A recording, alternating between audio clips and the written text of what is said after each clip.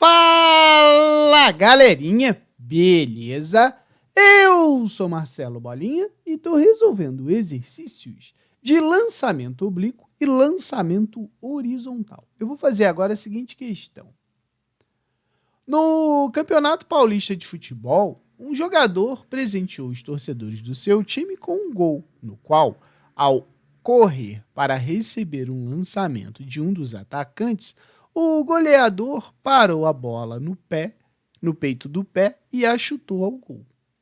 Analisando a jogada pela TV, verifica-se que a bola é chutada pelo armador da jogada a partir do chão com uma velocidade inicial de 20 metros por segundo, fazendo um ângulo com a horizontal de 45 graus para cima. Determine a distância horizontal percorrida pela bola entre o seu lançamento até a posição de recebimento do jogador.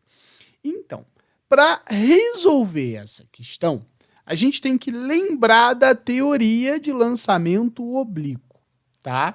Então, vou fazer a explicação da parte teórica, depois a gente resolve a questão, certo? Bom, tudo começa com a seguinte ideia. A gente tem que analisar esse movimento como se fosse um movimento no eixo XY, tá? Então, quando eu pego e chuto a bola, essa bola ela vai subir com uma determinada velocidade inicial. Então, ela vem até aqui, vai atingir a altura máxima e vai voltar ao chão, certo? Então, esse é o movimento que ela vai fazer. A gente tem que lembrar o seguinte, que quando a gente chutou a bola, a gente fez uma determinada inclinação, um determinado ângulo com o eixo X. Quando a gente faz isso, o eixo X vira o eixo do cosseno e o eixo Y vira o eixo do seno. Beleza? Bom, o que a gente tem que fazer primeiro nessa situação? Calcular as velocidades, né? Então, a gente vai primeiro fazer as velocidades. Por que as velocidades? Se você for notar, ó, o V0 ele vai ter que ser projetado na direção do eixo X. Então, eu vou dizer que vai ser o V0 no eixo X. A mesma coisa eu vou fazer aqui, ó, vai ser o V0 no eixo Y.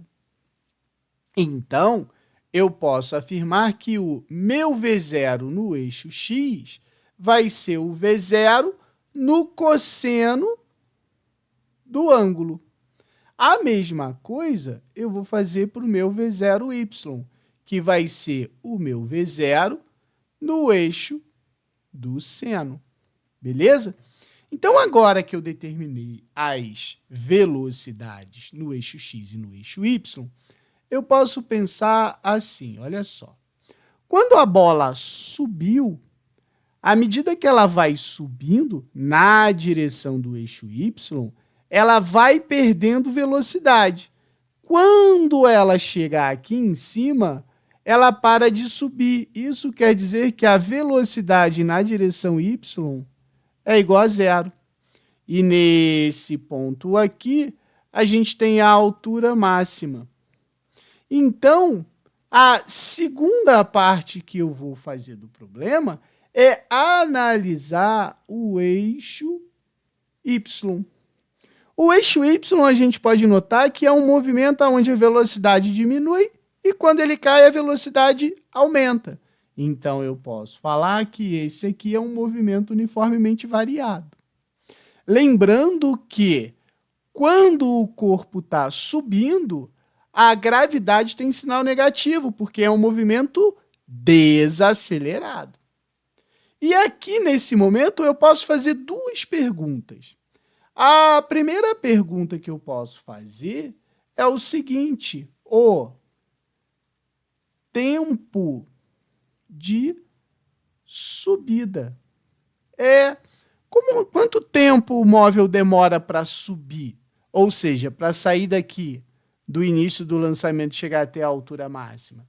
É só você usar vi, vovó, aquela tarada. Adaptando isso aqui para o eixo y, vai ficar assim, ó. Vy é igual a V0y menos, porque a gravidade é negativa, gt. Como a velocidade no ponto mais alto é zero, fica 0 é igual a V0y menos gt. Passando esse termo para cá no lugar do zero, né, eu posso escrever assim, ó, que t é igual a V0y sobre g. Então, esse cara aqui é o tempo de subida. Beleza? Qual é a outra pergunta que eu posso fazer para o eixo do y? Cara, tranquilo, é a altura máxima. Para eu fazer a altura máxima, eu vou usar a equação de Torricelli, ó. V ao quadrado, V0 ao quadrado, mais 2A delta S. Adaptando isso aqui para o eixo y, vai ficar Vy ao quadrado, V0y ao quadrado, menos, porque a gravidade é negativa, 2G delta S. Como esse cara é zero, vai ficar V0y ao quadrado menos 2G delta S. Passando esse termo para o outro lado, eu sei que delta S vai ficar V0y ao quadrado divididos por 2G.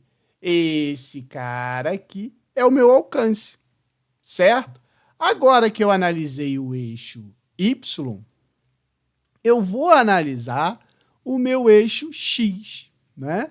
Então, eu posso dizer o seguinte, o meu eixo x, note que ele não vai sofrer a ação da gravidade, a velocidade vai ser sempre a mesma em todo o percurso. Então, eu posso dizer que o meu eixo x é movimento uniforme. E no eixo x eu posso fazer apenas uma única pergunta, qual é a pergunta do eixo x? O alcance, né? Se é movimento uniforme, eu vou usar S é igual a S0 mais VT. Adaptando esse cara para o eixo x, vai ficar assim, ó, SX é igual. O meu espaço inicial é exatamente aonde eu comecei o meu movimento. Então, vai ser 0 mais V0x, porque é a única velocidade que a gente vai ter no eixo x, vezes o tempo. Então, eu sei que o meu SX vai ser V0xt, beleza? Então, esse cara aqui é o alcance, mas com um cuidado. Vamos botar esse cara aqui em vermelho. Esse T aqui é o T total. É o T total. O T total, tá, vai ser igual a 2 vezes o tempo de subida. Quem é o tempo de subida? É esse cara aqui, ó, o tempo de subida. Beleza? Então, sabendo isso tudo, eu consigo resolver essa questão tranquilamente. Porque olha a ideia do problema. Ele falou que um jogador chutou a bola com velocidade inicial de 20 metros por segundo sob um ângulo de 45 graus para o outro jogador. Ele quer saber a distância percorrida pela bola até chegar no outro jogador. Ele quer, na verdade, o quê? O alcance, né? Então, para a gente resolver essa questão, vai ser muito tranquilo. Por quê? Porque quando eu quero o alcance, eu estou falando do eixo x, e o alcance é dado por quem? Sx é igual a V0x vezes o tempo total. Então, vamos lá. Quem é V0x? V0x não é igual a V0 cosseno do ângulo, como a gente viu aqui. Então, a gente vai ter assim, ó, V0x é igual. Ele disse que a velocidade inicial da bola era 20 e o ângulo era de 45 graus. A gente sabe que cosseno de 45 graus é igual a raiz de 2 sobre 2, beleza? Então, eu sei que o meu V0x vai ser 20 vezes raiz de 2 sobre 2. Isso aqui eu posso dizer que é 10 raiz de 2 metros por segundo. Achei meu V0x. Agora eu tenho que achar o quê? O meu tempo total. O meu tempo total não é 2 vezes o tempo de subida? E o tempo de subida não é dado por esse cara aqui? Então, o que eu vou determinar agora? O meu V0y, que vai ser igual a V0 seno de 45. Então, meu V0y vai ser o quê? 20 vezes o seno de 45 também é raiz de 2 sobre 2. Então, isso aqui vai dar raiz de 2 sobre 2. O meu V0y também vai ser 10 raiz de 2 metros por segundo, certo? Agora, eu consigo achar o quê? O meu tempo de subida, que é igual a quem? V0y sobre g, né? Então, o meu tempo de subida vai ser igual a 10 raiz de 2 divididos por 10. Então, isso aqui vai dar raiz de 2 segundos. Achei meu tempo de subida. Só que o tempo total, que é o que a gente quer, é o dobro do tempo de subida. Então, vai ficar assim, ó. 2 tempo de subida é igual ao meu t total. Então, vai ficar assim, ó. T total vai ser igual a 2 raiz de 2 segundos. Agora que eu já tenho o meu V0x e o meu tempo total, eu vou achar meu alcance. Então, é só fazer isso, ó. Sx não é igual a V0x vezes t total? Então, meu Sx vai ser V0x, 10 raiz de 2. 10 raiz de 2 vezes 2 raiz de 2. Então, Sx vai ser 20, que multiplica raiz de 2 vezes raiz de 2. Sx vai ser raiz de 2 vezes raiz de 2 é 2. 2 vezes 20, 40 metros. Beleza? Qualquer dúvida, deixe nos comentários que eu te respondo.